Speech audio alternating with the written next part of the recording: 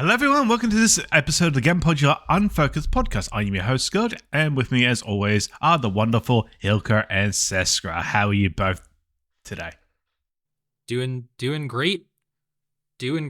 For those who have been following the odyssey of my office chair, it is fixed. I can use it again. I can sit without back pain. What a relief. It's been a month. Your Honor, if it pleases the court, I humbly propose we name it the Officey. I now regret using the word odyssey to describe this ordeal, may be a better word. But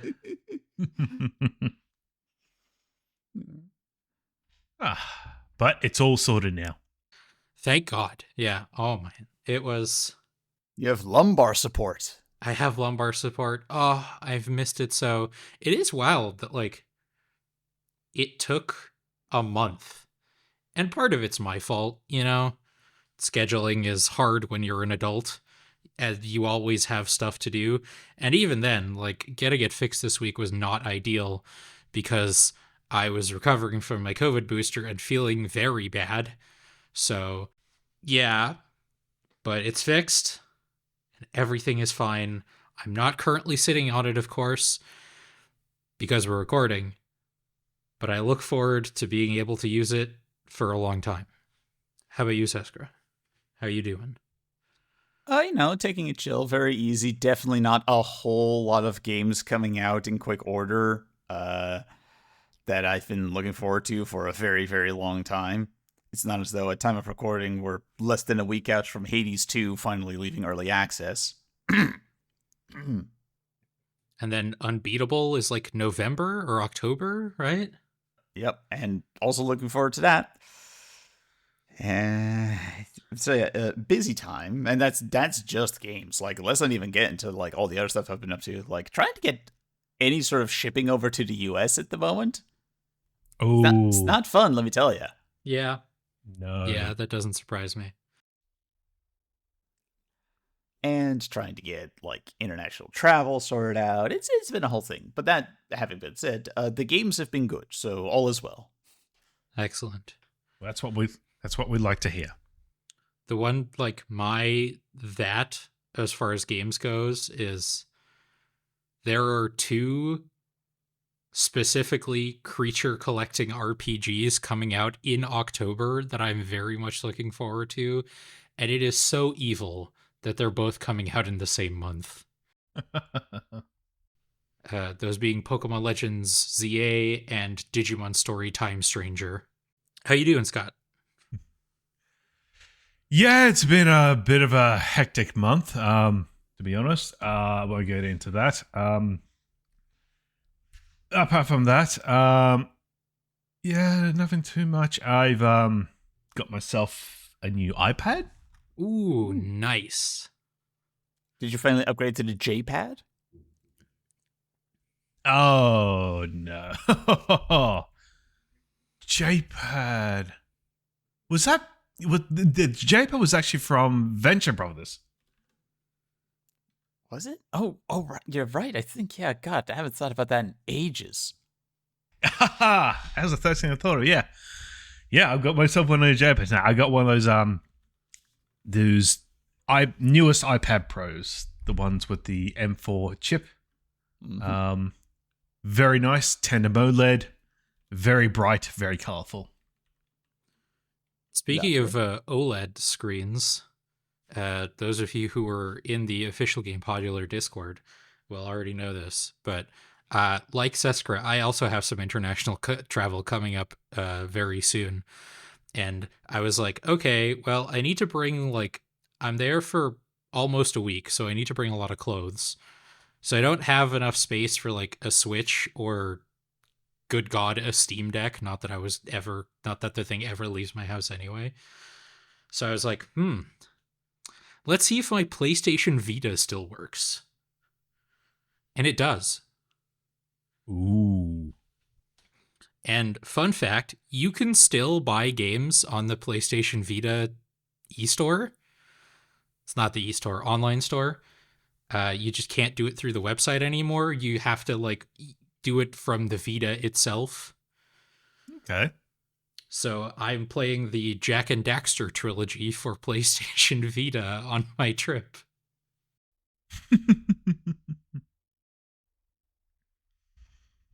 Nice. Yeah, it's funny how we're both going to the same country in the same week, but they are completely unrelated trips and we're not actually meeting up. Well, you know, we are going to the same country, that is true. But depending on who you ask in in that country, you might get some dirty looks for suggesting that. Yes. So, yeah, that's what we're doing throughout the month. I'll remind everyone that we do have a Patreon, patreon.com/Gamepodular. If you like, you can follow us a bit of a couple of dollar dues. Just only if you can. If you can't, make sure you take care of yourself. We all love you. Hey, you got to take care of yourself. But yeah. Yeah, you also have a Discord. You can join with the lively Gamepodular community. They'll be in the show notes. We're a good bunch of folks. Yeah, for less than the price of a bottle of dog shampoo a month, you too can help us keep the lights on. And if you want to see video stuff from us, you can go to our YouTube channels or our Twitch channel. youtube.com/@Gamepodular, where you'll find this podcast as well as Unfocused. You can go to @Gamepodular Streams Highlights, where you can find all the stream VODs uploaded within a day of the stream happening, usually on the same day, but I can't make any promises. We're still going through Portal 2. We're doing single player now. We're getting fairly close to the end, I think. I don't know. I've never played the single player. And it's been great. It's been a lot of fun. A lot of good discussions in that. Oh, yeah. It's wild. We sort of were talking about this on stream, but it's wild that like Portal 2 specifically has led to such like interesting and serious discussions in the last two streams specifically, when it's a pretty mentally intensive game, you know?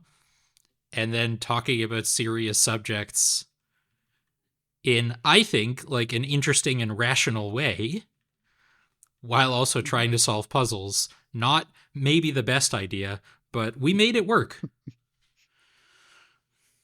least for certain definitions of work. We're exercising our brains. Yeah. Yeah. All right, let's get to what we've been playing during the month.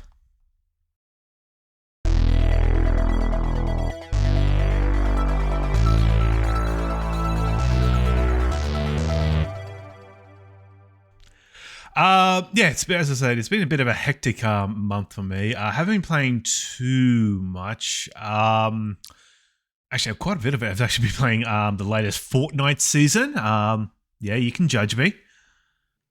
I am. But there are Power Rangers, and I am a Power Ranger, so I love it. You're excused. You have posted a couple of clips, at least one, most likely more, of you absolutely wrecking shop as the Green Ranger. And I don't know what to tell you, folks, but Scott's pretty good at Fortnite. Ooh. One might say it is his forte. This is like the third time in this recording session. We're 10 minutes in, and I've already like closed my eyes and rubbed my forehead 3 times. This is going to be awesome. Strap in, folks. It's going to be a wild ride. And speaking of rides, that gets into one of the games I've been playing, the Sonic Racing CrossWorlds demo. Oh yeah, there was a demo for that. Yes. So if you have a PlayStation, an Xbox, or a Switch, or a PC, you can go ahead and get this. This is because this is actually coming. I believe this is coming out in 5 days. at time of recording, unless except for the Switch 2 version, which I don't know if it has an actual release date yet. It's 2025, from what I see here. So at least it came out well after. It's come out well after Mario Kart World, and from the sounds of it, from people's somewhat lukewarm reaction to World, this might be the one to go with. I believe this actually has crossplay. Oh, that's pretty cool. Which is, yeah.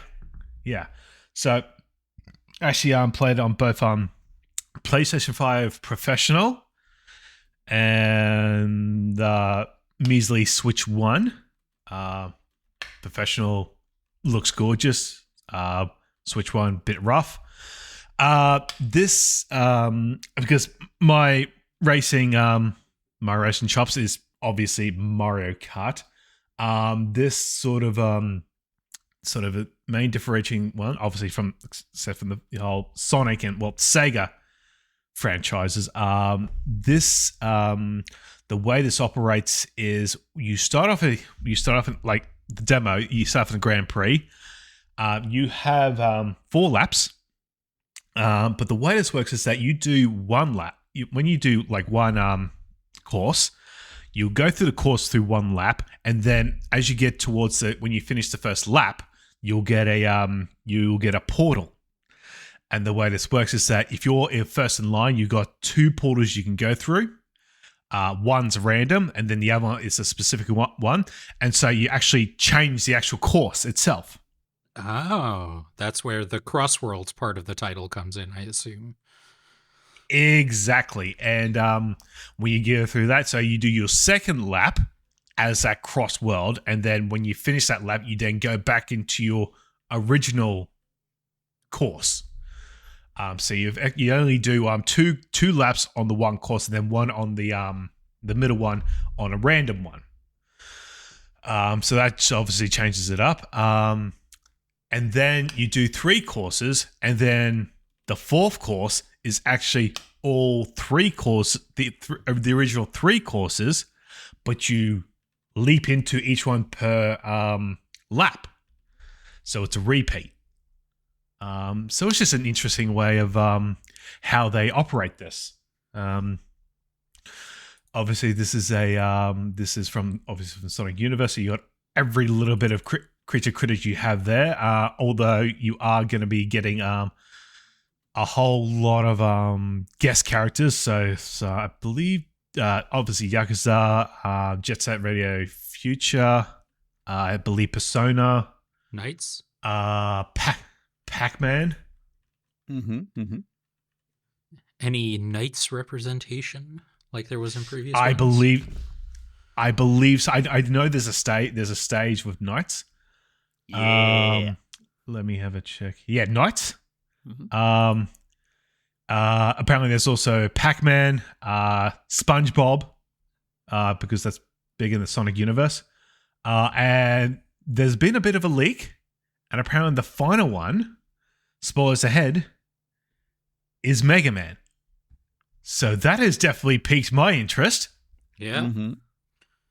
Although in saying that, you technically did have Mega Man and Sonic in the Mario Kart 8, but those were actually just amiibo costumes. Yeah. Yeah. It's like how Undertale is technically in Smash Bros. Yeah. Exactly. This time around, though, we've actually licensed the actor's likeness, so it's all good. No, but it's there's a few interesting other things with the game mechanics. Like with Mario Kart, where you hold the when you start off, you hold the acceleration when I believe the light between the second light and the third light to get a speed boost. In this game, you actually see your odometer, and then you got to get it into like a green section, and then once you get in green section, you got to keep rapidly tapping it to keep it within that, and then you can go off really fast. It always throws me off because it's got the drift mechanics like Mario Kart, but with Mario Kart you always do sort of a leap, when you do the drift. Sonic doesn't. You stay on the ground, so that always throws me off. And then when you jump off a ledge, you actually like rotate your you actually rotate your stick. You actually do like sort of like combos, and so you get like either 360, 720. And when you land, that's when the more you do, the bigger the speed boost is. Okay. So that's like from just Sonic, right? Like in the more recent 3D Sonics, he does like mid-air tricks to build up like a boost meter. Yeah, exactly. The items themselves are pretty standard. Like you've got creatures from Sonic Colors that give you like boost. You got a drill, bonus rings. You've got I like how it does its green and red shells. It's got rocket punch, so literally like boxing glove with a rocket on it. Nice. But interesting though, you've got the homing punch, which is the red one, but the if you got the green one, it acts like the green shell. But if you're close to an enemy, close to another opponent, you'll actually do a soft lock on. If you hit it within that, it'll actually home into that. So, okay, that's pretty nice. cool. Let's have a look here. You got the weight, which is sort of like your blue shell. And you also got a monster truck. So it just turns into a monster. You just smash through enemies. Equivalent to like the Mega Mushroom in Mario Kart, probably? Yeah, I would say so. And then you've actually, when you're actually starting off a Grand Prix, you actually get assigned a rival, and that rival is sort of close to you, and you sort of gotta they'll antagonize you, and you sort of got to beat them throughout the race. Just a nice little, just a little bonus. And also, I believe there's sort of like tickets you can get when you complete laps or do certain things within the laps, like, you know, make sure you're ahead at a certain amount of laps, get all the red coins within the level, and you use these tickets to upgrade your. You can buy new machine parts for your vehicles and sort of new decals. And then you can also assign certain abilities to yourself. So you get like one where you can spin faster when you jump off a ledge. You can get one where you get a bigger speed boost when you start off. So more strategy than you say your typical like kart racer. That's the sort of comparison I've heard about this game. Is it has a lot of like visual spectacle, but the thing that's sort of going to make or break it is like it's never going to beat Mario Kart, obviously, because Mario Kart is just like the big fish in the pond. But Sonic Racing CrossWorlds is more skill intent, like it has a much higher skill ceiling. And it's also just a little harder to get into because of that. It also seems to have a lower or a higher floor, I suppose. And it's going to be interesting. I'm like, you know, I like me a Mario Kart, but I'm not like a fiend for kart racers that'll go out and play multiples, you know? Although I am morbidly curious about if that Garfield Kart 2 game is any good. Probably not. And I'm not going to play it. But it makes for great, like, watching other people play it, I feel. So what you're saying is you should stream it. I'm going to watch other people stream it. Aww. Howard. Although, unless... Watch this space. So yes, the demo is out. I would say give it a go. There's nothing really you can lose. Hell yeah.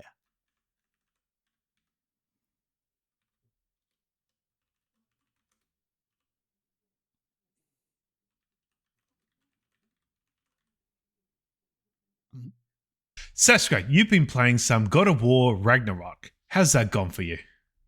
It's been a bit tumultuous, a bit violent and upsetting. That's Ragnarok for you, or I guess Ragnarök, because there is an umlaut over that O. But no, it's been going really well. I really enjoyed the 2018 God of War reboot, and Ragnarok has been on my to-do list for ages. But one, I was waiting for it to go on sale, and two, for a couple of years there, I was waiting for it to have a good enough PC to run it. Yep. But both of those have now come to pass, and I really like it. I think the 2018 one was a little bit better, all things told, but let's get into that. Is Ragnarok still like a really good God of War game that is stupidly pretty because Sony Santa Monica just has the biggest animation budget you've ever seen? Yeah, absolutely. Like, Nice. If you want AAA spectacle with still really good writing and damn good gameplay, yes to all of that. It is a very good game, and I highly recommend it. The bones of it that they're working with, both narratively and mechanically, really solid. But compared to the 2018 one, there is more fat on those bones this time around. The game is big. It's bigger than the 2018 one, a lot. And I would argue it is, to its own detriment, a little too big. And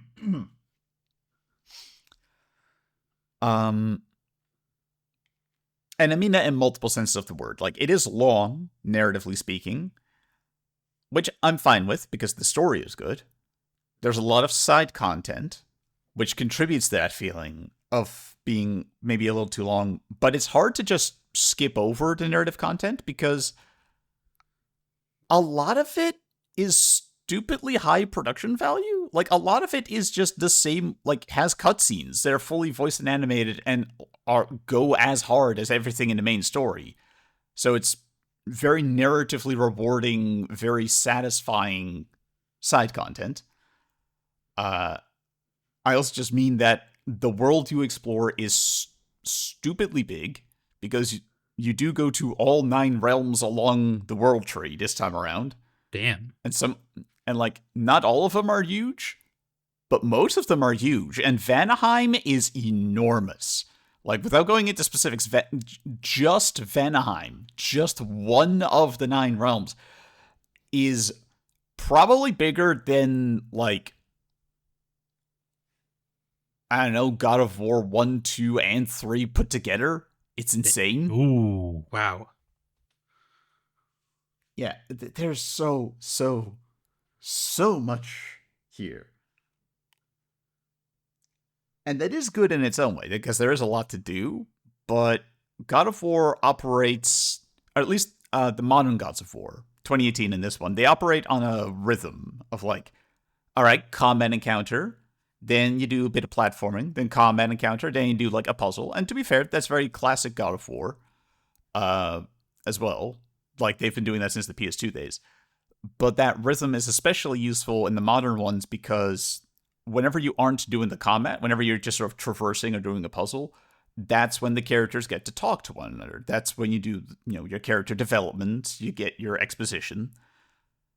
And it's a nice rhythm that becomes a little bit obvious and repetitive if it goes for the entire length of such a huge game, not helped by the fact that there are multiple playable characters this time around. I'm not going to elaborate on that, but let's just say that as cool as that is, the fact that that rhythm gets repeated across multiple people does kind of expose it a little bit as a sort of a game design thing and not just a naturalistic way of how these characters interact. I had a question for you. Yeah. With regards to like the length and size, because if I'm not misremembering, God of War 1 or God of War 2018, I should say, took about like 30 to 40 hours, if memory serves, to beat. Mm-hmm. How long did Ragnarok take you? 55 hours. Okay. Ooh. Which is pretty big to be like, that's, That's a solid, like, PS2 JRPG level of time commitment. Yeah. Yeah. And I did a lot. I did not try to go for, like, a full 100% completionist run. We'll get to some of the things that maybe decide not to do that, but I was trying to be pretty thorough. And yeah, that took me about 55 hours. And very little of that was, sort of beating my head against the wall or anything. It's not like, oh, I spent like 10 hours just trying to do this one boss fight or whatever. No, like, they were 55 hours that, generally speaking, passed by pretty smoothly without having to retry a whole bunch of stuff. Because and for reference, I played this on the Give Me Balance difficulty setting, which is essentially the medium, as you might imagine. I think it goes like, give me story, give me comfort, give me balance, then give me challenge, and finally give me God of War. I would probably not recommend playing higher than give me balance, because certain sections do feel... How do I put this?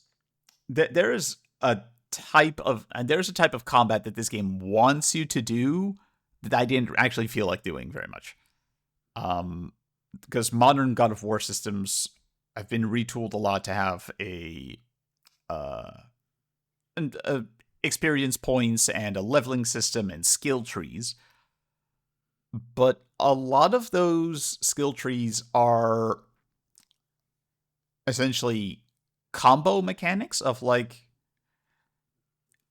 after throwing your axe, press right bumper and it will come back, but now do an ice explosion when it comes back. That kind of thing. It's all very contextual, tying into other things earlier in the tech tree, which is not generally how I like to play my hack and slash games, which, God of War ostensibly is. And the game was pretty much cool with me not really being too invested in that system the way I played it. But I think if you go higher difficulty levels, you would need to start really thinking about chaining everything together in an optimal sort of way, almost like you're doing resource management. And I didn't really feel like doing that.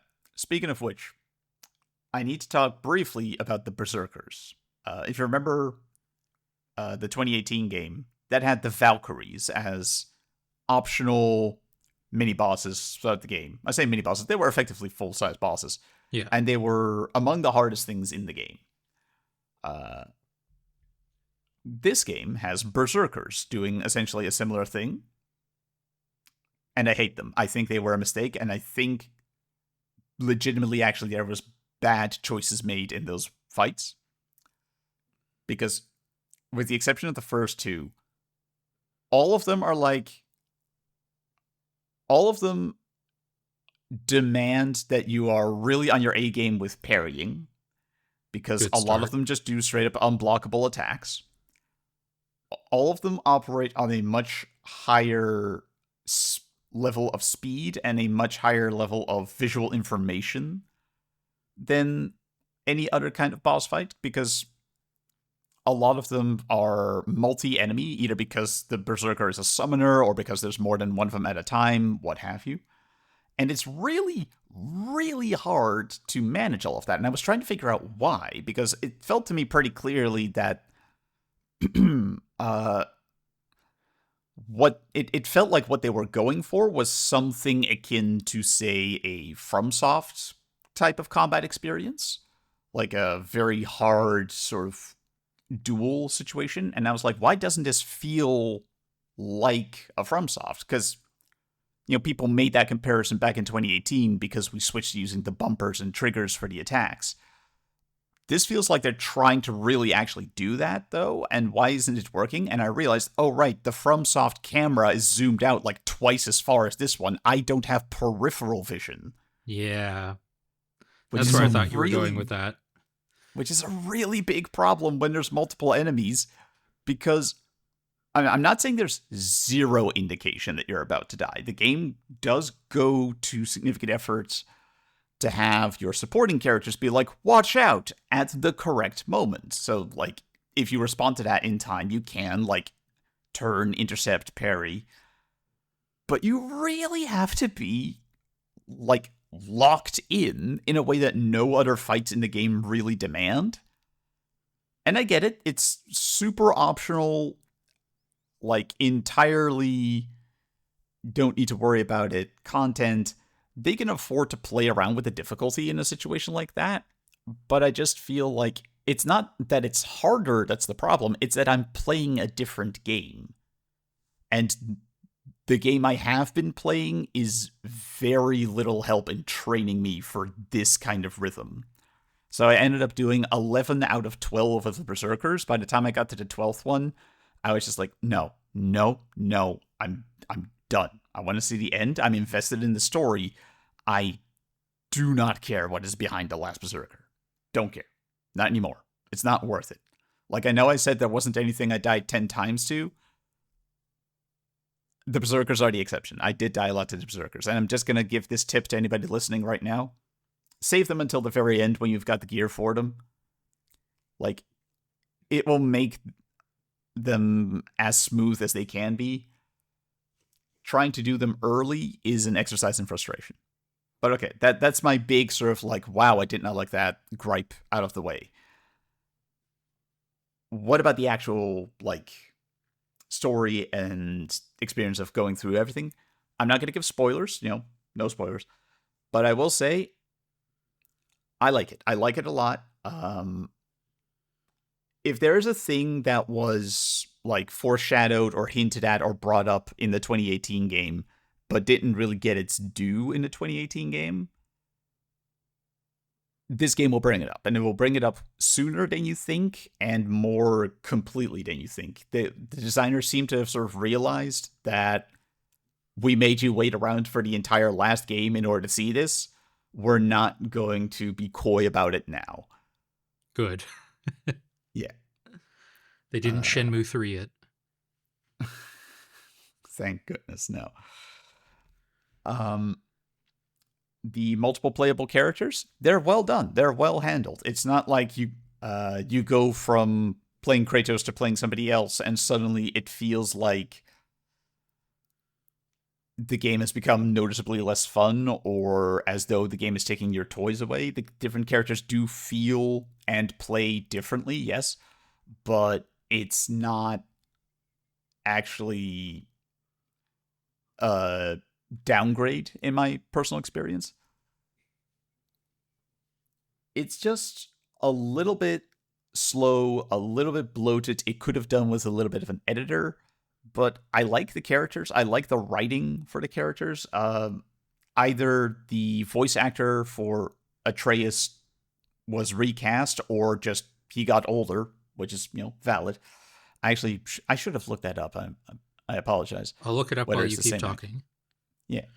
But either way, the new voice is a good one. I do like it. And all of the new characters, I actually really like. There's more characters this time around than there were in 2018. And on the whole, I really like it as an ensemble. I really, really like the mood and character interactions in this game. Like, God of War 2018 was, it was a dad and his boy learning to actually know what that relationship is. I really like where they were, like, the dynamic those two had by the end of the last game. And that's where they start in this game. So you have a really solid dynamic all throughout this game between those two. And all the other character dynamics are also really good. And I really, really like who Kratos is at the end of this game.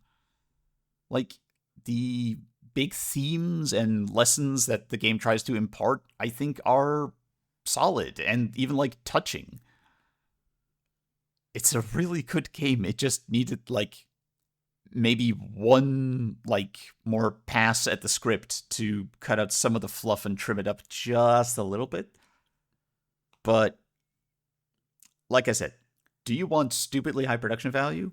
We got it. Do you want a really good story with cool characters and big spectacle? We got it. Do you like combat that is damn solid and still does big spectacle boss fights? Okay, the boss fights, actually, I do need to point out, I feel like some of the boss fights are a little underwhelming. Like, the main storyline ones, generally pretty solid, but even discounting the Berserkers, there are a bunch of optional ones, and all of those are very sort of like you just walk into a place and, oh, there's a boss now, and it's not usually that spectacular, which I only really bring up because spectacular boss fights might as well just have been the entire motto of the like original God of War trilogy. Like, that's what those games were built around, essentially. Like, say what you will about God of War Ascension, the one that everybody forgets about. It was in between God of War 3 and God of War 2018. Not a very memorable game. One of the best boss fights of all time is basically the opening tutorial level. But, yeah. This game still does that a little bit for the really big storyline ones, but a lot of the in-between, we just sort of need a climax to this section of the game boss fights, can be a little underwhelming. I have two things I want to mention. One, it is still the same voice actor. He just grew up. And two, one of my main complaints about the original God of War's boss fight, again, God of War 2018's boss fights, I hate having to specify that, is a lot of like the big climactic ones felt kind of QTE heavy. Because, you know, they have these like spectacular set pieces that they can't necessarily create in normal gameplay, so they use QTEs for it. Is that still a thing in this game? To a small degree, yes.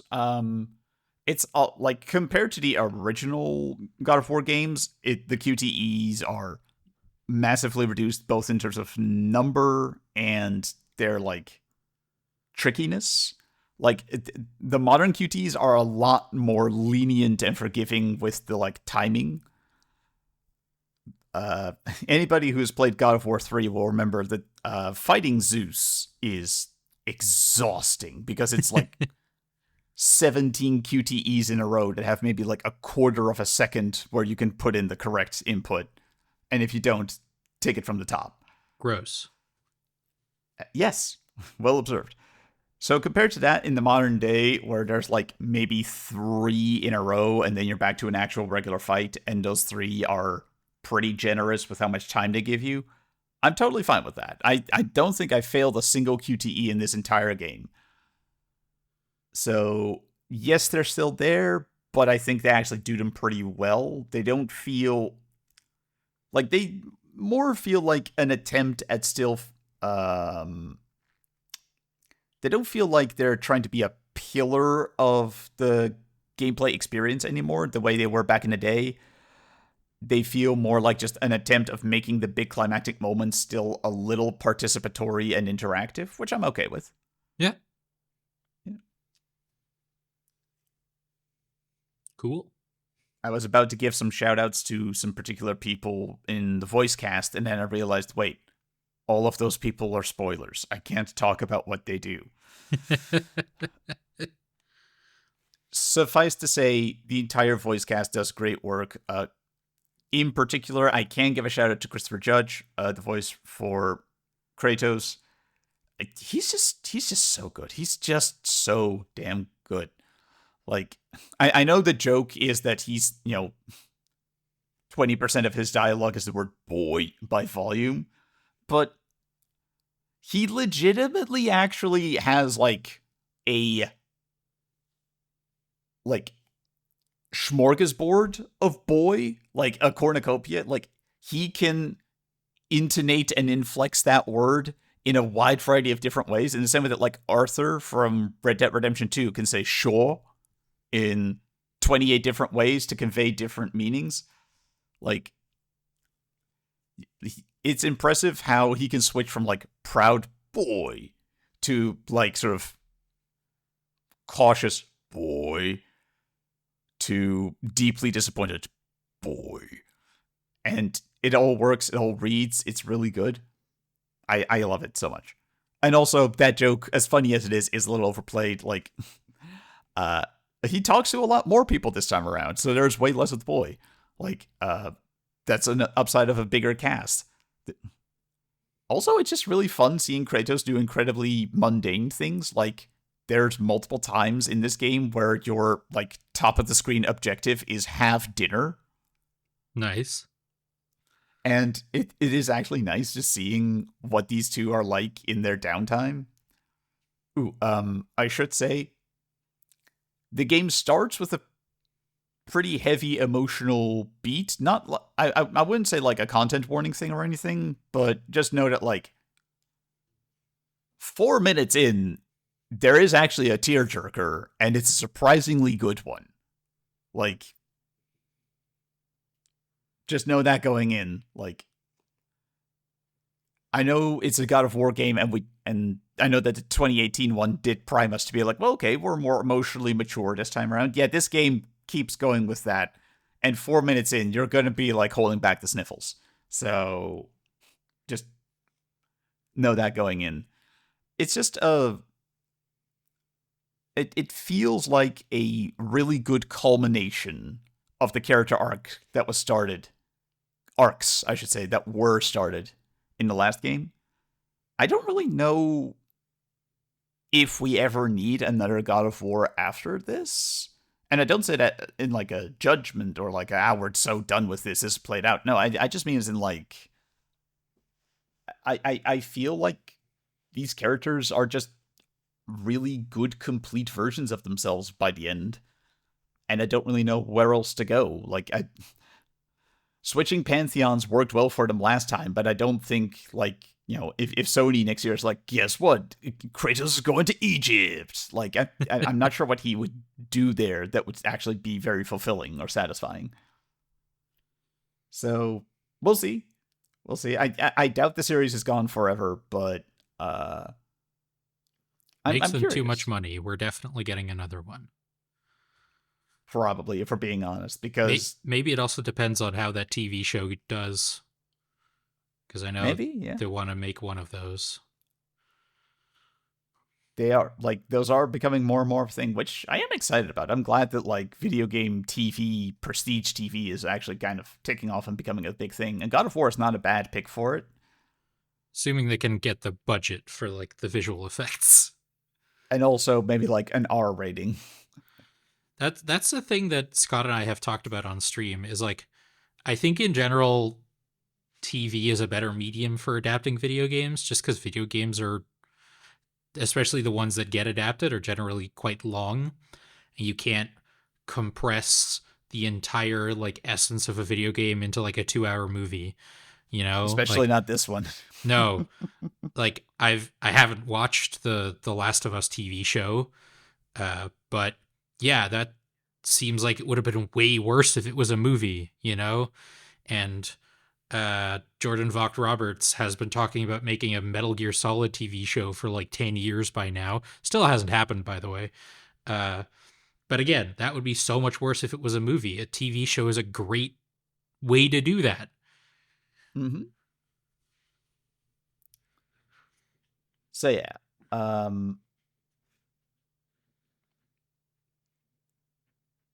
I was going to say something and then a question came up, but don't worry about it.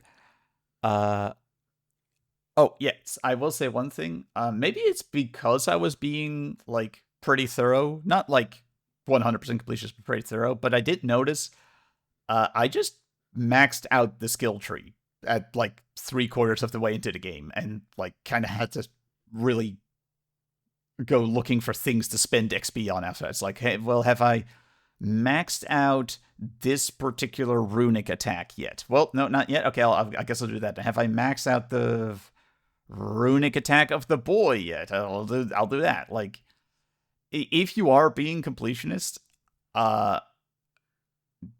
you eventually do end up with kind of this surplus of XP with nothing to do with it, which isn't really a problem. I just felt like it did stand out to me how early I actually sort of hit that cap.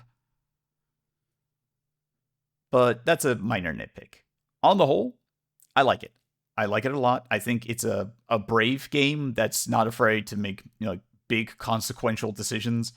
I think it's a game that really knows its own characters and what it wants to do with them. I think it's stupidly pretty. Like, I don't know if I've given it its flowers for that. This game is Ratchet and Clank Rift Apart levels of pretty. Possibly prettier. Like, it is gorgeous to look at. Like, yes, Vanaheim is the biggest thing I've ever seen in my life. It's also the prettiest area in the game, which helped that medicine go down a lot, let me tell you. There is so much effort put into this. Like, there's cute little mushroom guys that you can see skulking about. Apologies. There's cute little mushroom guys skulking about that you're thinking like, oh, are those going to be like foreshadowing? Are those like the minions of somebody living here? Or like something to that effect? No. They're just little mushroom guys. Just set dressing, baby. A wide variety of like cute little idle animations. And they're just there. It's just ambiance. And every single one of the 9 realms has stuff like that. There's frogs. There's such good glowing frogs. There's like so much detail that does not need to be there. And I really tried my best to keep an eye out for it, because once you start noticing it, it becomes really hard, like, not to appreciate it. I can't imagine like how many artists they actually had working on this project, because officially this is Sony Santa Monica. They subcontracted so many other studios in order to make their deadline. Let me just check here. All right. Sony Santa Monica, PlayStation Studios Creative Arts, Valkyrie Entertainment, Bluepoint Games, Red Hot, Super Alloy, Jetpack Interactive, Super Genius, and Original Force. This is Marvel movie studios of, like, Marvel movie levels of subcontracting to make deadline. But to be fair, it worked. Like, the amount of just sheer stuff in this game is insane. It also turns my PC into a space heater, but I digress. In fairness, it ran incredibly smoothly that whole time. And remind me, they did remove the PlayStation Network account requirement for this game, right? Because when it launched... Yes, they did. Yeah, okay, good. Glad to hear it. That was also part of the reason I didn't get it at the time. Because, like, you would get it on Steam, and it would still, before you could start playing, ask that you make a PlayStation account for some godforsaken reason. Like, that has since been taken out. For Helldivers, I kind of get it, because maybe it does something with the multiplayer. But even then, that wasn't true, because they removed that as well. So, like, this is a single-player game. What are we doing here?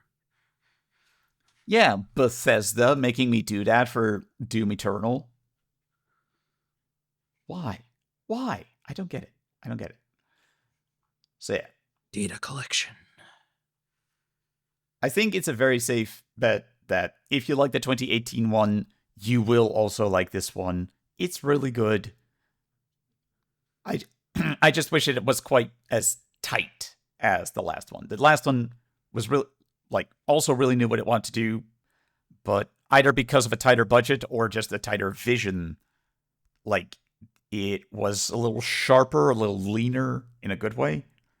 This one's a tiny bit bloated, but if this is also the swan song of the series, then I guess going out with, as big a game as they could make is not the worst idea.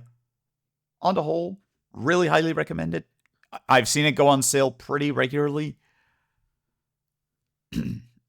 If you have a system that can run it, highly recommend it. It's PS4, PS5, and it's on Steam for PC. I don't think there is a Mac or Linux version. There is not. No, okay. It's shocking to me that this game is also on PS4. Like, don't get me wrong, PS4 is great, but, like, when I think of God of War Ragnarok, it, like, screams PS5 game to me. I think they just didn't want to break the series tradition, because, fun fact, every God of War works in essentially duos, in the sense that every console that has a God of War has had 2 of them. There's 2 on the PS2, 2 on the PS3, 2 on the PlayStation Portable, and now 2 on the PS4. How many of them were on Vita? None. I guess How many were on PlayStation Pocket?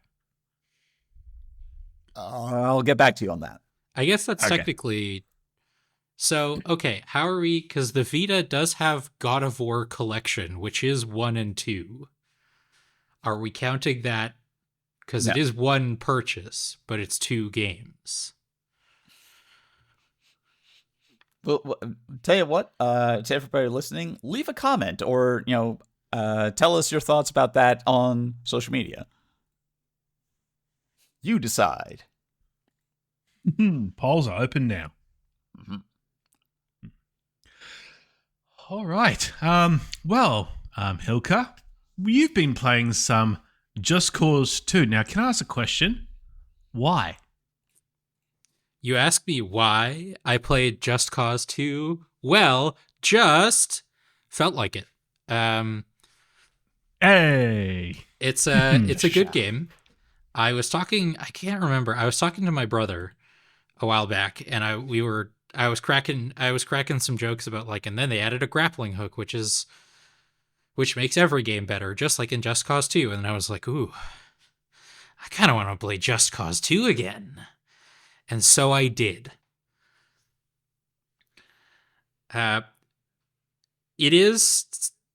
this game, it did activate something in me that I have been thinking about a lot recently, and I'll get to that in a second. Right now, I'm just going to do like the meat and potatoes nitty gritty of telling you all about the features, I suppose.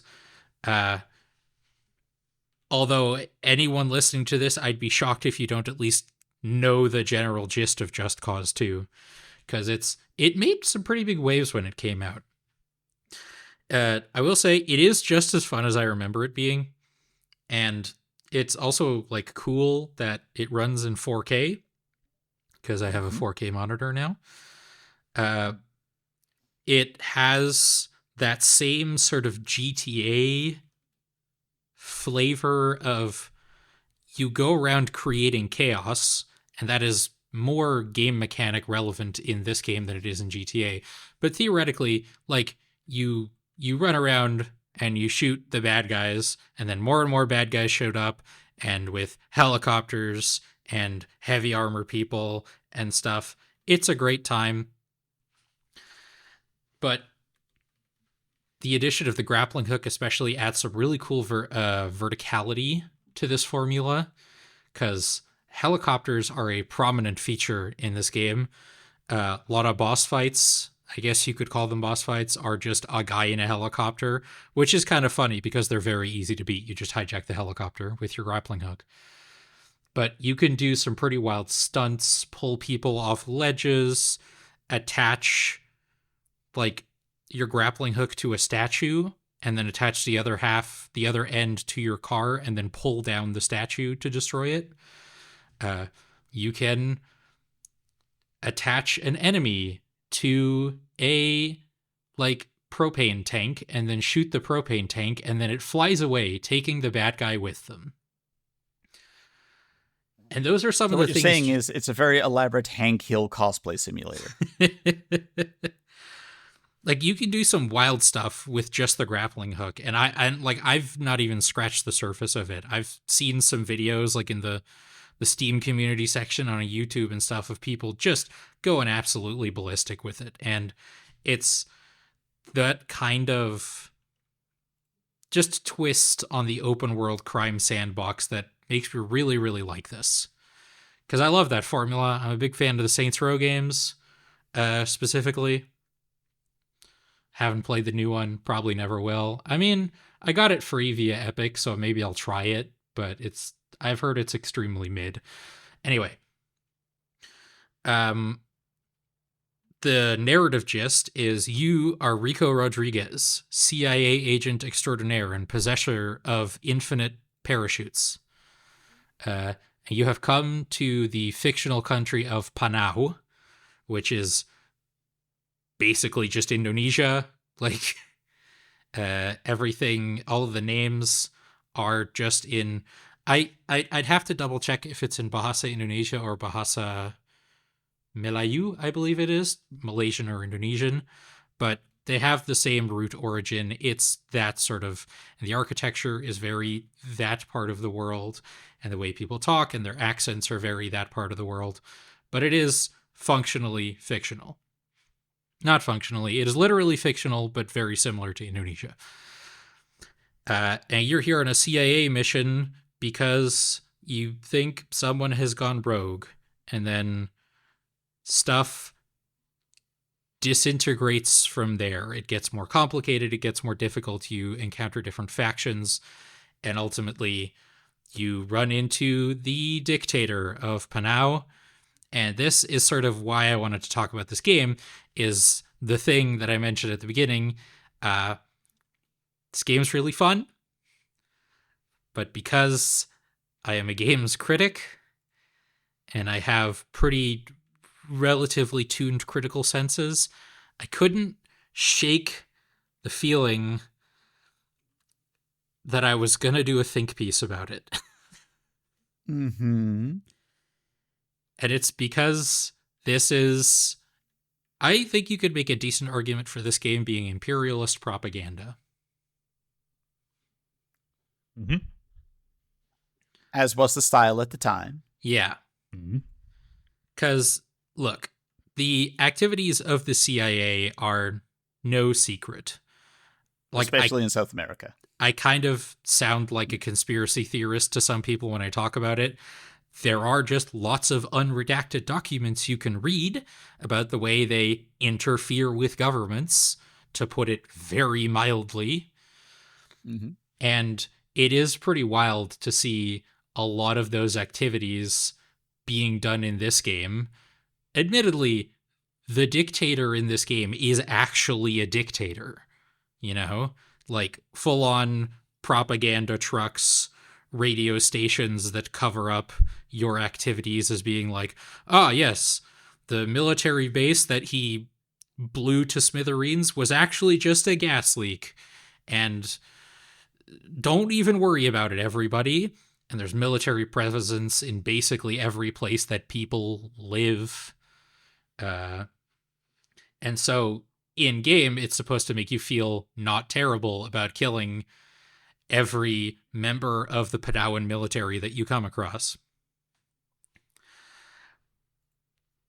But it is hard to deny that you are a CIA agent destabilizing the government of a foreign country.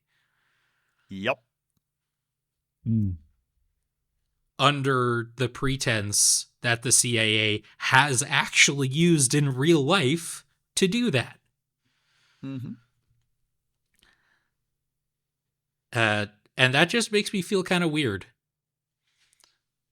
The way I've sort of rationalized it, I suppose, is that this game is trying to be the video game equivalent of like a canon movie. You know, your Invasion USA's, like your Chuck Norris movies kind of thing. It doesn't have a lot of regard for reality. Like I said, Rico has an infinite supply of parachutes in his very small backpack. They were on bulk discount. The dictator of Panau literally sends ninjas at you at one point. There's a side quest where you go to an island that has a World War II Japanese base with a gigantic electrical weapon that shoots down airplanes and boats, and also has just Japanese soldiers on it that still think it's World War II and are keeping up the fight from there. I mean, that was a thing. Yes. For much longer than people think it was. But I think by the time we hit 2010, we can safely say that wasn't a thing anymore. Yeah, and they definitely didn't have a giant Tesla coil weapon. No, obviously that was the Germans who had that. Didn't you play Wolfenstein? And what's also kind of like adds to this feeling is the three factions that you interact with. There's the Ular boys, who are, I had described them as spiritual traditionists. There's the Reapers, and there's the Roaches. And when you first encounter them, your first impression is, okay, all of these three factions want to overthrow the dictator, and they have their own ideologies. Fair enough. And then as you, even like your first couple encounters with them makes it pretty clear that they would also just not be great replacements for the dictator. It would probably just be kind of a lateral move. Because, like I said, the Ular boys are... Oh, wow.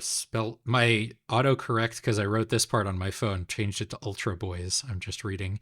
Anyway, the Ular boys, they're spiritual traditionalists. Like, you have faction collectibles, and theirs are skulls from their ancestors that hold great spiritual power.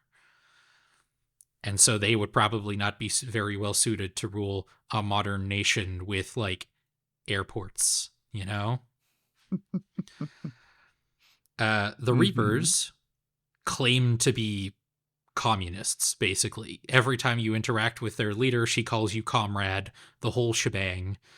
But their leader is just really no less power hungry than the current government.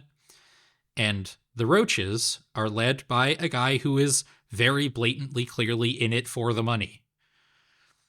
Like, a lot of the side quests you do for the Roaches are like, well, we're drug smugglers, and you just have to accept that. And the military is stopping our drug smuggling, so you have to take out the place where they're holding up our drugs, because we need those drugs to make more money. And I know revolutionary movements do take money and resources, but the guy in charge who gives you the mission straight up says they're getting in the way of his capitalism, right? Like, this game is one of the least subtle games I've ever played in my life. And the most egregious part of these factions is, this part's a little bit of a spoiler, but I think I do need to tell you about it because it sort of illustrates what I'm talking about more. You are working with these factions to overthrow the government because you're trying to find out what's going on in Panau, basically. And part of what's going on in Panau is these three factions have foreign powers behind them. Specifically, the Roaches has former Soviet Secret Service, the Reapers have former Chinese military intelligence, and the Ular boys have a former Japanese army general. And so you're in a foreign country as the CIA doing the things that the CIA does, admittedly a lot more showy than the way the CIA does it in real life. Like, I don't believe the CIA does quite as many blow up an entire base with triggered explosives thing over the course of... blow up multiple bases with triggered explosives over the course of a single day activities. I could be wrong. And yeah, so you're in the country doing CIA activities, working against other foreign powers who are also interested in Panau, and the actual citizens of Panau are screwed, basically, because there are no punishments for accidentally blowing the heck out of hundreds and hundreds of citizens, which sounds about right for the CIA, TBH. Yep. So that's what I've been thinking about in the past couple of weeks, because this game's really fun. You know, it's goofy. It is just a blast to play, pun intended. But I can't turn off this part of my brain that's like, this is propaganda. Because whether that's intentionally or not, it just straight up is, right? Like, Pretty much.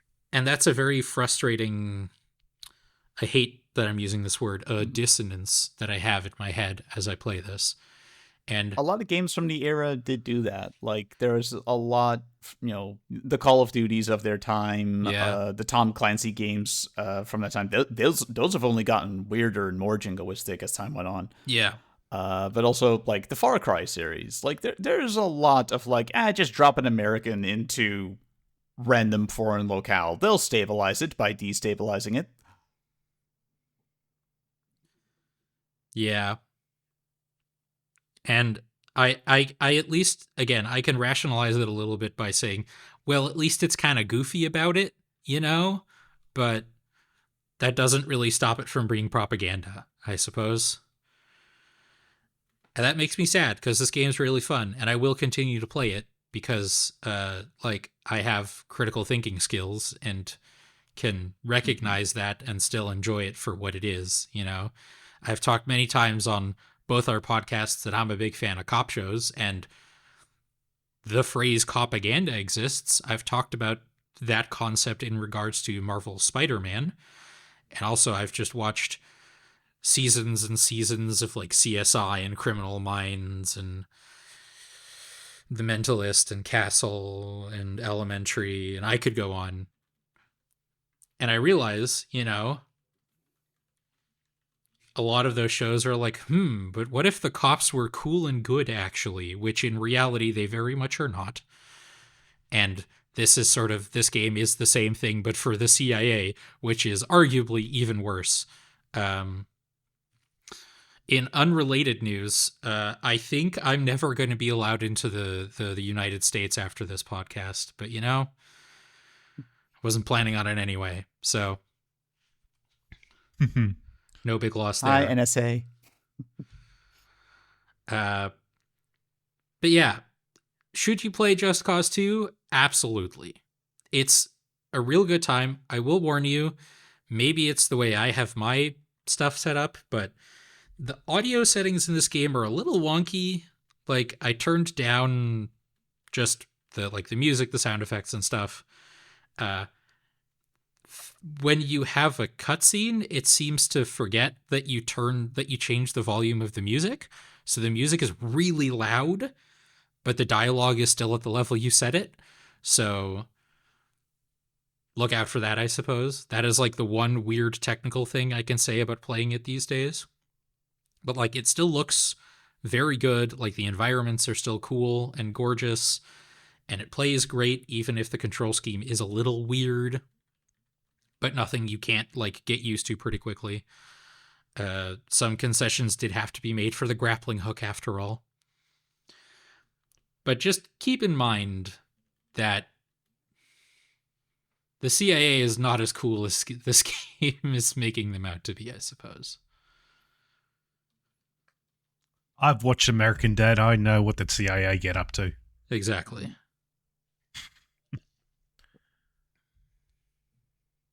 Nice.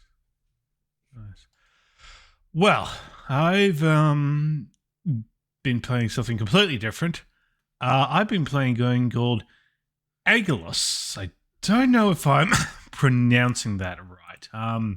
It sounds like a Monster Hunter monster. Just for the audience at home, could you give us a spelling on that? Yes. Leave it in the comments. Yeah, this is sort of a light Metroidvania, more akin to sort of the later Wonder Boy series.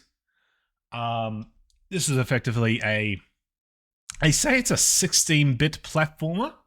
Platformer, right, but 16-bit, it doesn't seem as detailed. I'd say more sort of closer resembles like something like Wonder Boy or something along the lines of between like a Master System or a Turbo Graphics game. I picked this up on the Switch relatively cheap back in a while ago, back to like $3 Australian. This is developed by Storyboard Games. Fun fact: it was actually made with Click Fusion. This is a sort of like a third-party like game-making software that I had experience with the past, or with the original like Click and Play and Multimedia Fusion. Damn, that's cool. Yeah. Yeah, so pretty, not bare bones, but sort of a pretty basic on story, sort of a, like, Metroidvania, more say like maybe like Underball, or even like in like Zelda 2, Adventure of Link. You play as a, I don't know what the protagonist's name is, but effectively you wake up in the middle of your house, as it's just middle in the woods. You go right 2 screens. No, sorry, you go left 2 screens. You see a monster attacking a woman. You attack the monster.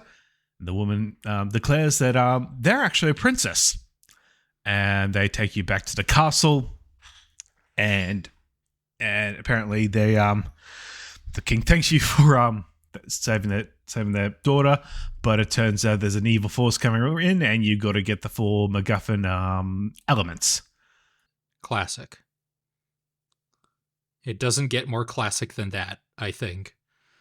Yes, it is sort of with the recent talk about certain Metroidvanias. It is just sort of a very much a bit of a throwback 2D pixel form. Yeah, it's pretty much you just go around. You've got a sword and you've got armor.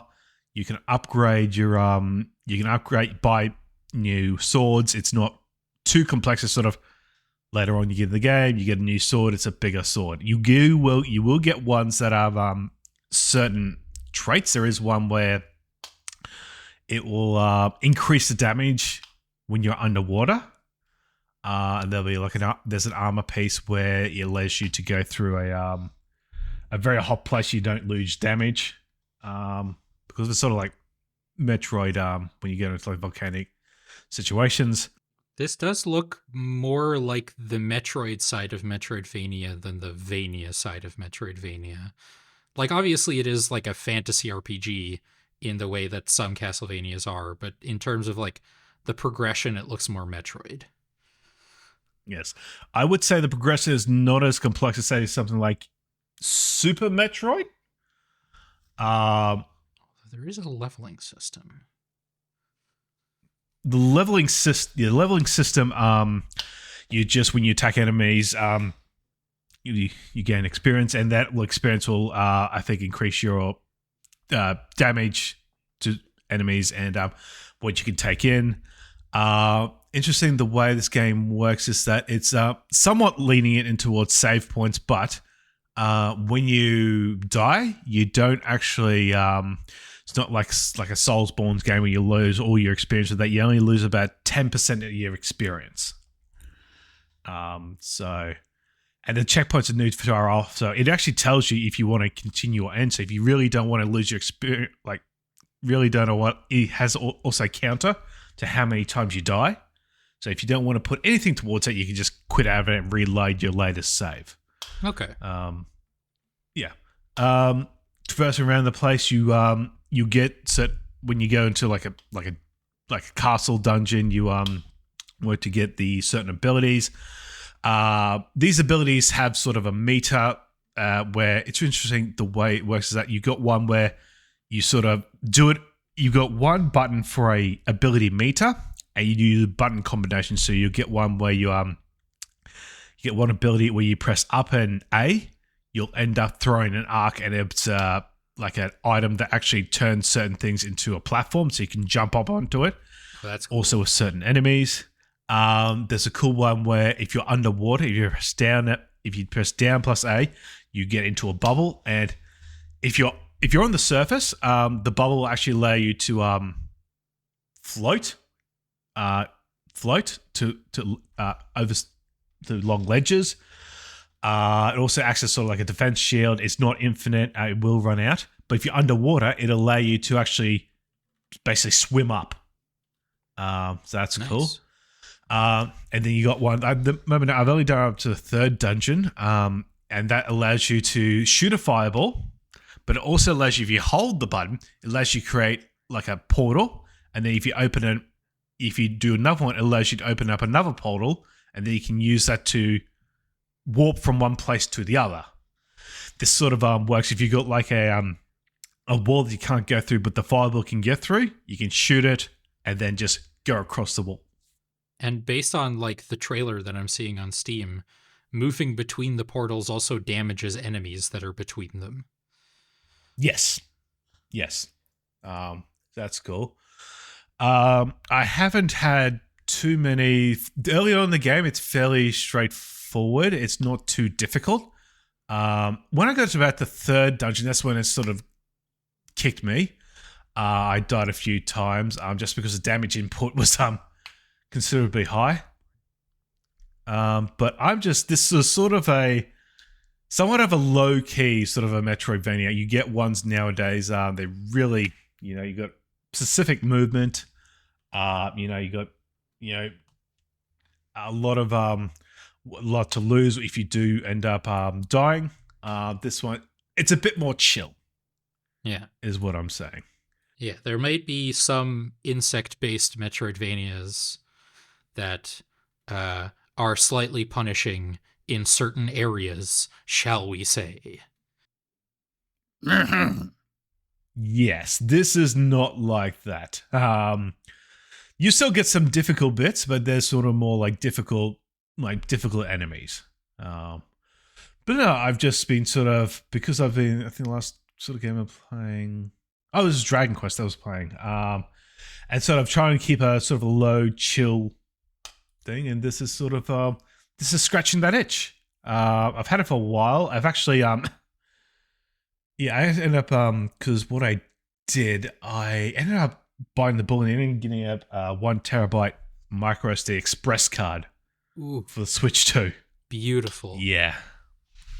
And fair warning, I've already filled it up. Dang. I have like a 256 gigabyte card in my Switch 2, and I haven't even filled up that yet, dude. Like, what the hell?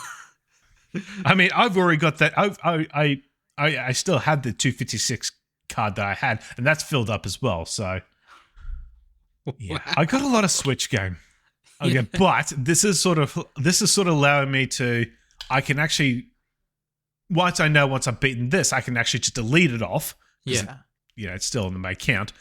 Delete it off, and then I can just slowly work way through my backlog, which I've been meaning to do. Because everyone says, I've got this huge Steam library. I've got more Switch games than I've got Steam games. Wow. My God. Yeah.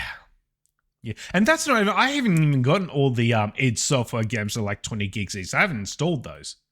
So watch as it's just like there's like one game in there that's like 50 gigs for some reason that you completely forgot about.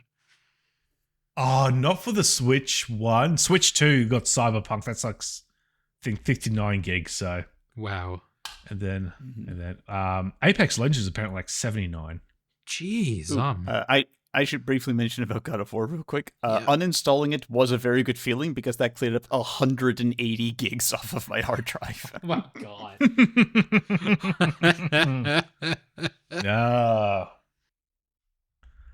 Yes. But anyway, I'm going to continue on with this game, Aggelos. It's just super chill for me. It'll probably get a bit ramp up a bit more. But yeah, I've been having a super chilled time with it. Now, for something that's probably, I'm guessing, probably not super chill, but very enjoyable. Seska, you've been playing this, little known game called Hollow Knight Silksong. How's that gone for you? Yeah, you might have heard of it. It sort of made some waves in the industry, literally pushing back other games. Oh boy, Silksong actually here now. It only took them 7 years. 7 years. Yeah, 7 years, over 2,000 days. Yeah. Oof. I'm so happy. I am so incredibly happy to have more Hollow Knight. Although thinking of it as more Hollow Knight is probably not the best way to go about thinking of it. Because I've been trying to think of how to describe this. And here's what I came up with. If Hollow Knight is like playing Dark Souls, then Silksong is more like playing Sekiro. It's the same core formula, but it's been compressed and refined into this diamond-hard density. It's tighter than a wedding corset, sharper than a surgical scalpel, leaner than Gollum on an all-liquid diet. Whether that's a good thing is something you'll need to decide for yourself, because not everybody liked the switch from the Dark Souls formula to Sekiro. Some people thought that went too far and too extreme. So we'll see how that plays out. Because, yeah, if you've been hearing, oh, wow, Silksong is good, but it's really hard, here to confirm, yes, it is really hard. Like, the absolute hardest bits of Hollow Knight are probably still harder than everything I've done in Silksong.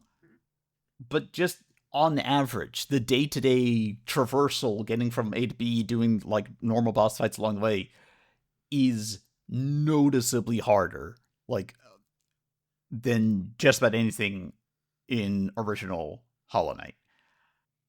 The thing that strikes me the most about the way like Hollow Knight's difficulty and stuff has been experienced by people, I guess, is I have rarely, if ever, seen a game so confident that everybody who owns this game has also bought and finished the first one than Silksong. Like, I don't even know if I agree entirely, because they do change a lot, and I do mean a lot, like, including the basic control scheme, which messed me up for the first, 6 hours, because, yes, all of these special moves and abilities were moved off of the B button and onto one of the shoulder buttons. And I died more than once on account of, muscle memory from the last game kicking in when it really shouldn't have. So, I don't even know if it's... I do very strongly recommend that you play Hollow Knight first. For one thing, it will prepare you for this game at least a little in terms of difficulty. And for two, this is just a direct narrative sequel. You won't really know who these characters are or what they're talking about if you haven't played the last one. I think this game, speaking only for myself, I personally love this game. I adore this game. I think it's an absolutely fantastic game. Is it better than the original? Ask me again in 3 months. I'm gonna have to put a lot more hours into this game in order to decide that for myself. If only because I've put way too much time into the original, and I feel like I need to achieve a little bit of parity before I start really comparing them. Yeah, just wait until we get into the Silksong randomizer runs, then... Yeah. You joke. I got into areas in Silksong earlier than I was probably supposed to, because I have been, randomizer pilled and was doing, stupid pogos off of enemies in order to make jumps I probably shouldn't be able to do.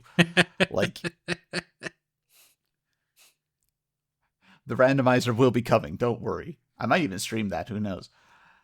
But, yeah. Something this game has in common with Ragnarok is it big.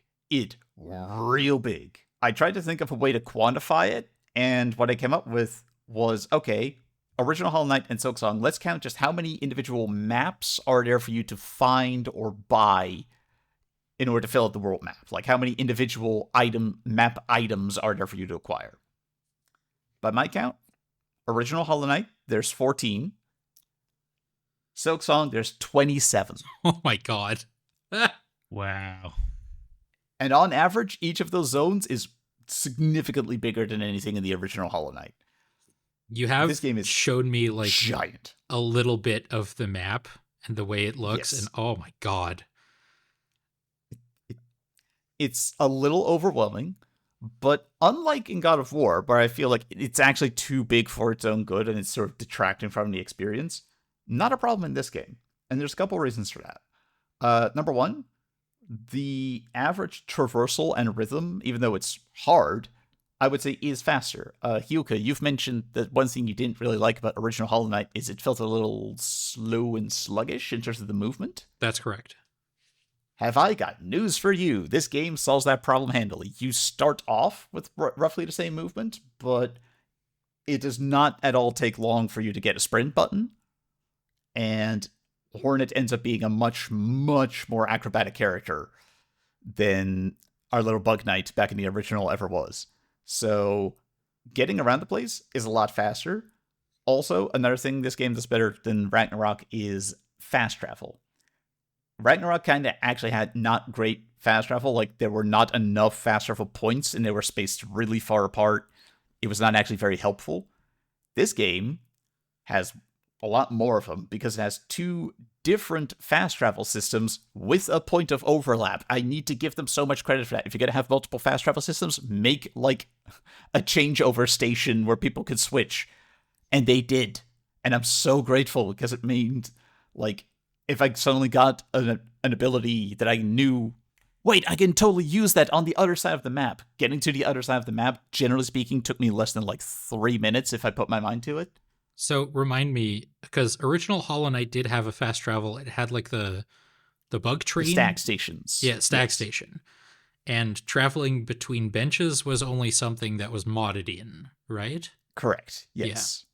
Like, that's something you'll generally see in the randomizer mods because, well, a variety of reasons, most commonly being it's a way to avoid soft locking yourself. Yeah. But yeah.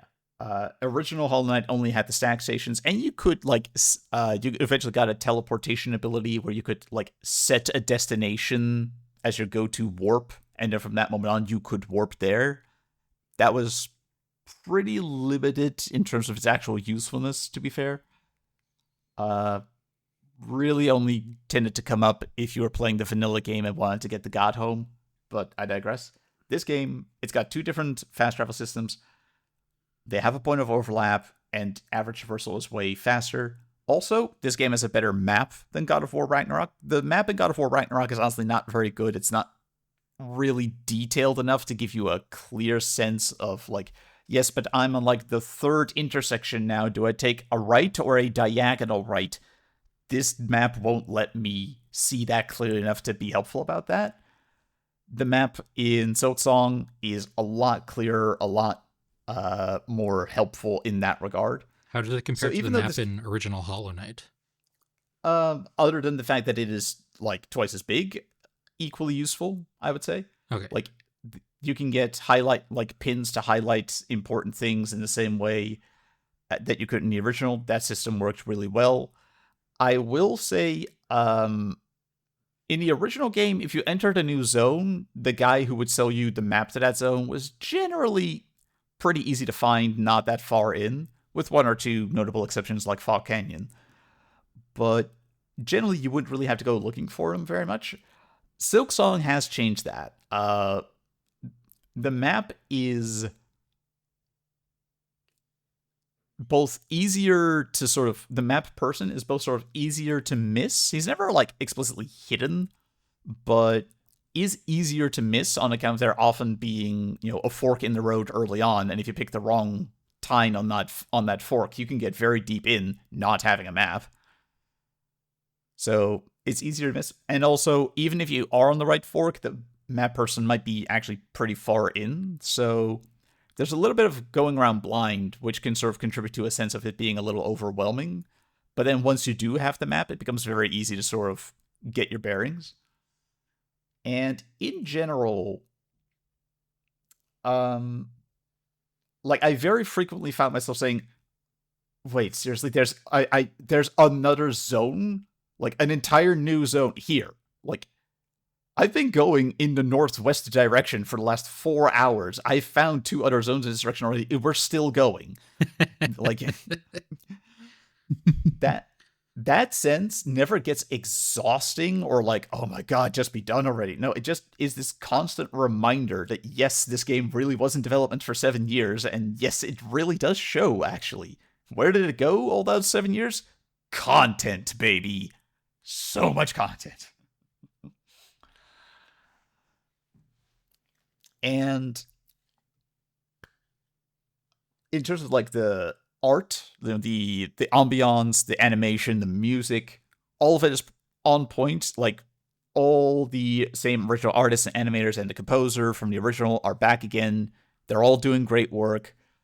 The new settings feel very nicely distinct from what we had in the original. We're doing biomes that we didn't have in the original, and in general, there's really good variety. There's been big mechanical changes as well. Most of the spell casting system of the original game has been taken out. Instead, we use tools, of which there are so many.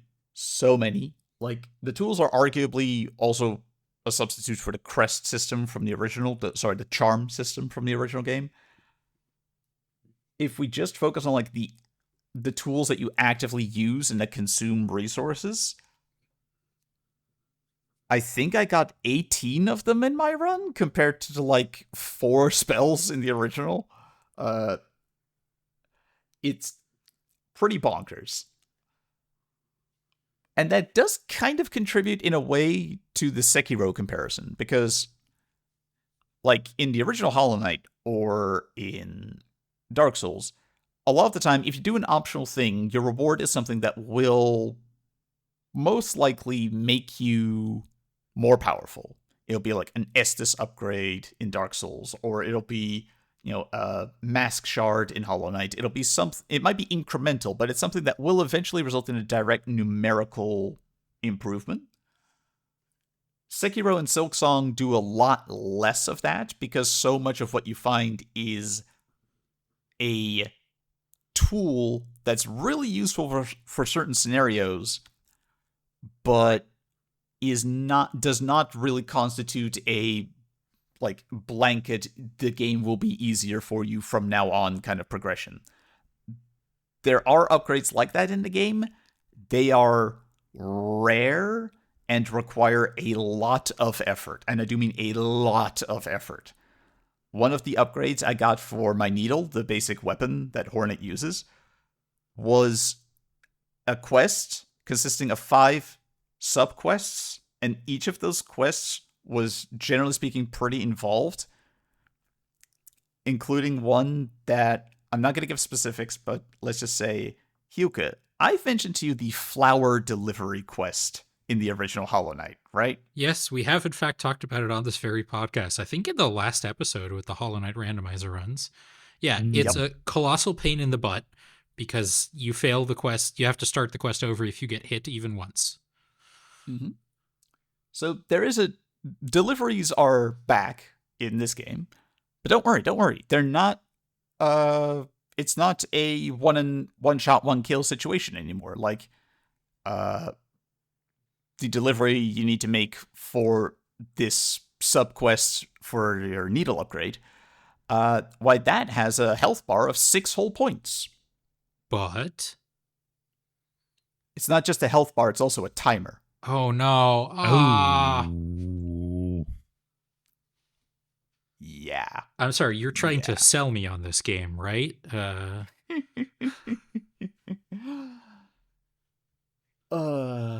And the thing is, the game is immaculately well designed so that like I mentioned, there's tools you can get that are great solutions to specific scenarios. That also extends to subquesting. Like, I found that the deliveries I had to make to that area became a lot easier once I did a completely different side quest that enabled, or what's a good way of putting it, that essentially made it so that an NPC was now patrolling part of the area, clearing enemies for me. Which was really cool. I dig, and in general, when there's they're a lot like of interconnected interconnectivity. like that. That's very cool. It really is. There's a real good sense that the world is very responsive to a lot of the decisions you make, which is something that was also there in the original Hollow Knight, but this one it feels more prominent, helped by the fact that there's more actual settlements and more actual characters. There's also just nice little quality of life improvements, things like the faster movement speed, but also things like being able to bank currency now. The original Oh. Hollow Knight didn't really let you do that. So you if you died, you would leave behind your little ghosty and you would lose all your money. If you beat the ghosty, you get the money back. But if you die before you get to the ghost, then that's all your money gone. If you're going into a hard area and you're not sure you can do that, you can actually pull that off. The new currency for this game is rosary beads. You can just go to a shopkeep and for a pretty decent exchange rate be like, hey, could you string up these rosary beads into a necklace for me so that it becomes an item in my inventory that I don't lose when I die and I could just sort of crack it when I need to in order to get the money back? Nice. Oh, nice. Yeah. I really like that. See, also, in this game, you don't leave behind a ghost. You leave behind a silk cocoon. Small but important quality of life feature I really like. Retrieving that cocoon always refills your silk meter, which means that, let's say you've gone through this gauntlet of a really hard area and you finally make it to a boss fight. You've got full health, but you don't have full silk. And you die because it's your first time fighting the boss, and you will die. You will die a lot. But at least the next time you try it, you're going to come in, you're going to have full health, no silk. But then you get your cocoon and you actually have full silk, so you actually start with a little bit more of an advantage this time around. It's a small thing, but it's very appreciated. And silk is your mana bar, basically, the thing that fuels special abilities? Essentially, yes. It's this game's equivalent of soul. Gotcha. Yeah. Speaking of the you will die, I can confirm, having completed the game, this game does have, when you beat it, it does unlock Steel Soul mode, which is permadeath. You having a laugh, mate? Absolutely not. No way. By which I mean, I'm sure if you go on YouTube, somebody's already done it. But I don't know how. I don't know how you would. It's a moderately insane suggestion to me. Which, not the only thing in the game that makes me say that. Because, okay. I'm reasonably confident that you can beat this game without the double jump. Because the double jump is in a hidden optional area. That's so rude. Specifically, it's behind what I would describe as this game's equivalent of the Path of Pain. Jeez. Yeah, the hardest platforming challenge in the entire game is a secret, and your reward is the double jump. And there are entire zones that are completely inaccessible without the double jump. So I'm kind of agog at the idea that so much of this game is completely optional. Oh, and if you're yeah, I think I feel comfortable mentioning this as well. The reason I compare that platforming challenge to the Path of Pain is because it's not, technically speaking, as hard in terms of the actual platforming. It's not quite as precise with the timing and everything. But much like the delivery now having a time limit, the way this platforming challenge works, it's in a frozen, icy area. And once you leave the vicinity of a heat source, you have a little window where you're okay. And then after that, the low temperature becomes damage over time. Oh my god. Oh. So it's really challenging, really tight platforming on a strict schedule. So they were like, let's take some of the things that people were frustrated with the most in the first game and make them less hard, but more annoying. I wouldn't say more annoying exactly, just it's a new, different kind of pressure that, broadly speaking, I would argue works out to equal. Because in the case of, say, the delivery, yes, there's a time limit now, that's a problem. But on the other hand, so long as you are actually making good time, I can now actually get hit while doing that quest, and it's not a failure. Like, I got hit doing that quest twice, and I still made the delivery on time. So in a way, it's actually more generous than the original. Yeah. Like I said, less hard. Yeah. Mm-hmm. Yeah, and so I wouldn't really say it's more annoying. It's just a different kind of pressure that you have to be mindful of.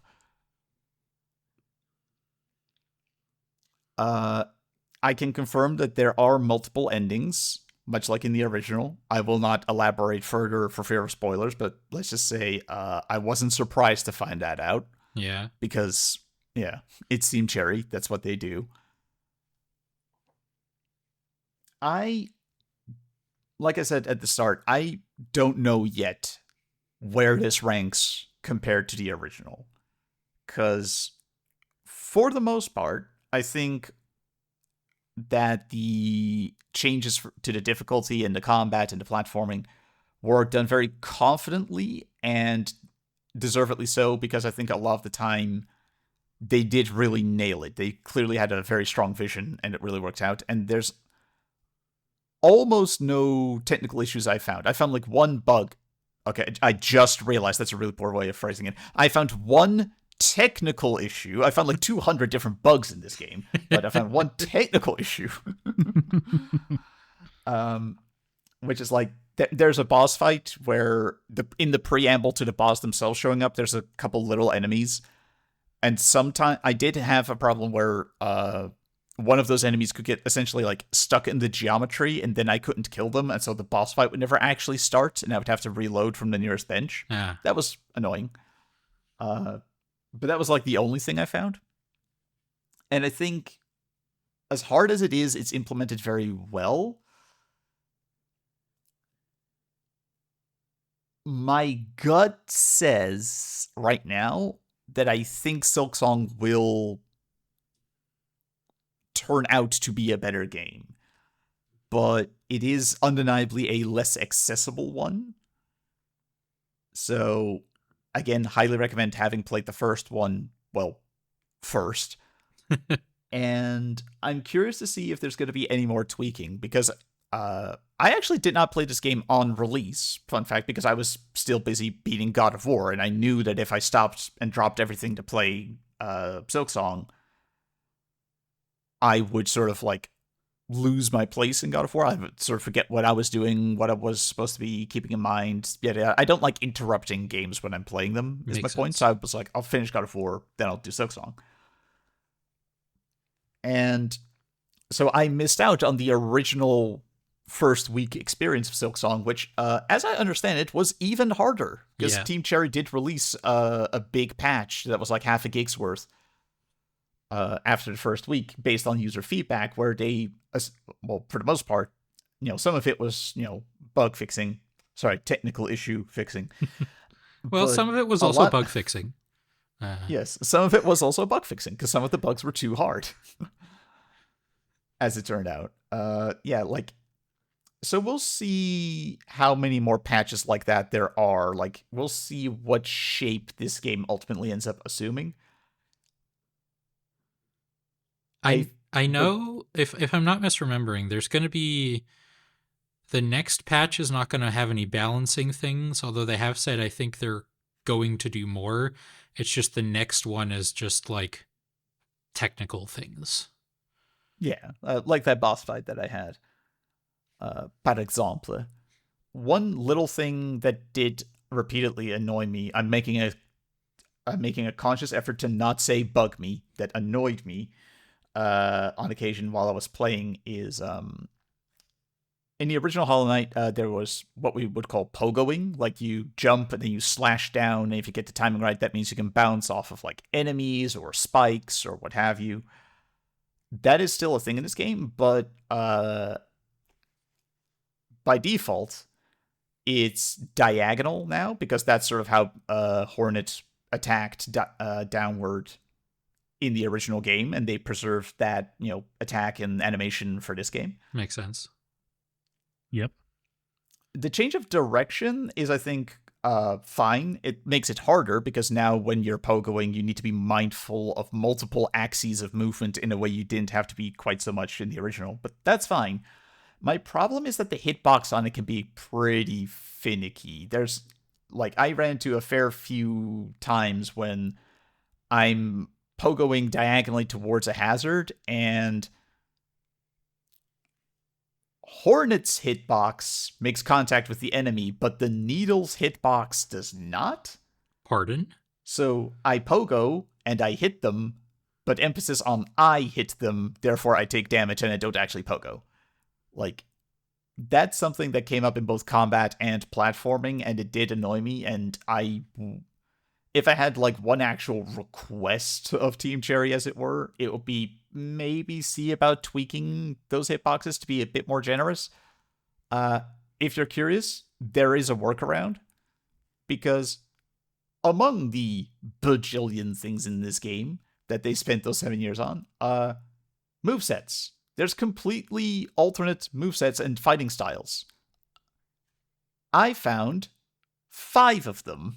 I'm not convinced there aren't even more. And all of them do pogoing in very different ways. At least one of them is actually a very close equivalent to the pogoing from the original game. So if you absolutely have to have that muscle memory, the option is out there. But yeah, if you find that a moveset isn't really working for you, I did find that switching to a different one, generally speaking, would help me a lot. That was true for both the platforming and for boss fights. I sort of had like 2.5 that I sort of switched between depending on what I needed. And I like that they give people that option, that variety. It's really cool, really fascinating. It's implemented in a way that's a little nebulous at first, but once you get a feel of like how actually it's supposed to work, it's really, really wonderful. I was on a really strict deadline for this game, not gonna lie. I really wanted to beat it before we recorded today, and I did, with a day to spare, but I spent 55 hours on God of War Ragnarok. I spent 50 hours on Silksong. Jeebus. Ooh. And that's getting what I'm pretty confident is the most basic, worst ending. Wow. I did my best to be very completionist. Like I said, I found 27 different zones, so I feel like it was time well spent. Because if you think about it, that actually only worked 50 hours. That actually only works out to like 2 hours per zone on average, which I feel is a very reasonable sort of amount of time. But yeah, like, I think this game is a really, it's a really good triumph and a really good showcase of how to be a big game whilst not feeling exhausting or repetitive. Or bloated, especially, I think. Say what? Or bloated, especially, I think. Oh yeah, it's not bloated at all, with the exception of some of the bosses, who are more literally bloated, and you'll get to find out what comes out of them when you poke them. But I digress. Yeah. It's real big, but in a way that's very well handled. It's real hard, but in a way that's like very confidently done and very rewarding for people who are able to sort of pick up what the game is laying down. It's, I think, narratively speaking, the actual progression through the story is maybe actually not as tight as in the original Hollow Knight, but I feel like narratively speaking there is more meat on the bones in a good way, because we don't have a silent protagonist anymore. Like, Hornet talked in the last game, so yeah, she talks in this one, and it's nice having the context prompt be speak instead of listen. That was a nice change. Big fan. Consequently, there are more NPCs this time around. Not by a huge amount, but there are definitely more of them, and it does feel more lived in, and it does mean that side quests have a little bit more variety to them as well, because Hornet actually has a personality. There's more jokes. Like, the original Hollow Knight had, like, occasional jokes here and there. Silksong has a few more of them, and they're good. They're funny jokes. Like, I can't believe they used the slap animation that many times. Are there any noises you think are going to join the pantheon of Bapanada? Ooh, I mean, Bapanada is a pretty exalted tier, let me tell Yeah. you. Some of the singing. Fun fact: this game is a musical. Literally every character can sing. Well, it is called Silksong. Oh. Yep. You get a musical instrument called the needlin that you get to play, and if there's other characters around, they will join in and sing. And it sort of does the same thing as the Dream Nail in the original game. It lets you get some insight into their thoughts and personality. Sometimes it's also like gameplay relevant. And I think one character, Shera, I think they're called, or Shera or Shema. I should have written it down. They're a cute little pilgrim fella. They do singing. It's adorable, and they're so excited when they get to join in, or better, when you decide to join in with your instrument. And so I could see that joining the pantheon, as it were. I look forward to finding the true ending and it kicking my ass so hard that it like that I need to send Team Cherry my hospital bills because. Yeah, like if this is what I had to go through for the baseline experience, I'm a little intimidated to think of what's ahead of me. But we'll see. We'll see. I found this whole journey incredibly satisfying and rewarding. I found it incredibly like I was never once unhappy to find something new in this game. I will say a lot of the boss fights feel very overwhelming at first. There's like a lot of the boss fights, partially this is because of the higher difficulty and the faster pace, and partially it's because of there's some boss fights with a lot of visual spectacle and a lot of visual noise. Some of them will be very intimidating at first. I pretty consistently found a rhythm of I'm going to go in there, I'm going to encounter him for the first time, I'm going to die quickly, and then I'm going to like 6 more times in a row, I'm going to die pretty quickly. And then I'll slowly start actually seeing the patterns and realizing that as cool as it all is, the actual behavioral pattern of the boss is not unreasonable. It's not something you can spot and learn the timing of and adjust to. And it's an immensely, incredibly satisfying feeling to actually get into that groove. There are some boss fights in this game that do stand toe-to-toe with my favorite boss fights in the original Hollow Knight, because my favorites were always the sort of the dual ones, the dance-like ones with a really good rhythm, like Grim, or, well, the titular Hollow Knight, or the Pure Vessel. There are boss fights like that in this game. They're even faster, they're even tighter. I never thought I'd say this, but the Hollow Knight is kind of a jobber compared to some of the bosses in this game.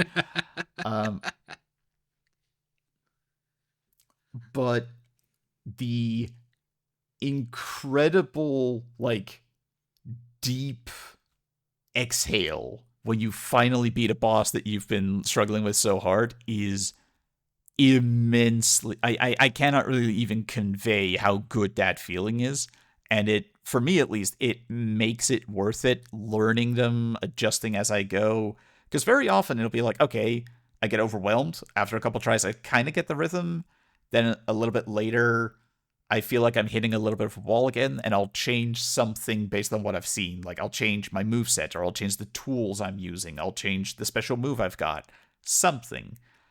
And that very often will be sort of like what clicks it into place. So it's sort of like a 3-stage process with every boss. Well, not every boss. 1 or 2 of them, I was actually very surprised to find I got on the first try. But that progression of, like, actually learning, like observing, learning, and applying what you've learned to find an effective solution, it's the same feeling you get when you beat a really tricky puzzle in a puzzle game, like, you know, in Portal or Quadrilateral Cowboy. And it's incredibly impressive that they pull that off in the context of a Metroidvania boss fight. So, yeah. Extremely highly recommended. Not that I really need to point that out to anybody in particular. Like, this game literally broke Steam servers. They're back online now, but yeah, there's a reason I got my copy on Good Old Games, because those servers were still up. Yeah, it not only broke Steam, the Nintendo eShop, the PlayStation Store, I think the Xbox One as well. Like, Yup. It literally broke the internet. Pretty much. Is it going to be the best game of the year? Yeah, actually, honestly, probably. There's not going to be a lot that actually meaningfully competes with it. Is it going to turn out to be better than the original, which is basically the gold standard of the Metroidvania genre nowadays? I don't know. That's a big ask, and that's a big question. I don't know with confidence yet. I think it can, but we'll have to sort of wait and see. It might be that like the hurdle is just a bit too big, but even if it isn't literally the new best thing ever, it is still absolutely amazing, and I'm so glad that it's finally here. just play the first one first if you haven't already. Yes. And on that note, this is the end of this episode of the Gamepodular Unfocused podcast. I have been your host, Scott. Thank you, Hilka. Thank you, Sesha, for joining me. Thank you for having me. It's always a delight to be on the Gamepodular Unfocused podcast. And I'm also glad that at least one of our episodes is covering Silksong, or one of our podcasts is covering Silksong, because it wasn't going to happen on Nfocus. Yeah. Silksong stream when, Hilka? I mean, unironically, this is something we've talked about in the server and just with individually. I have like once we finish Portal 2, there is like a what do we do next kind of thing. And we've been kicking around the idea of like, what if we streamed games that like we bounced off of and we're giving them another shot? And given how current it is, Hollow Knight would be a great one, because I've tried Hollow Knight, I think, twice, and I didn't really jive with it either time, but I am nothing if not willing to ride hype trains. So, Woo, choo-choo. maybe if I do it for some hashtag content, I'll connect with it better this time. For the lulz. So yeah, that's at Gear12 Turbo. .bluesky.social. .bluesky.social if you want to bug him about it. All right. We'll catch you all in the next episode. Bye-bye. Bye. Bye-bye.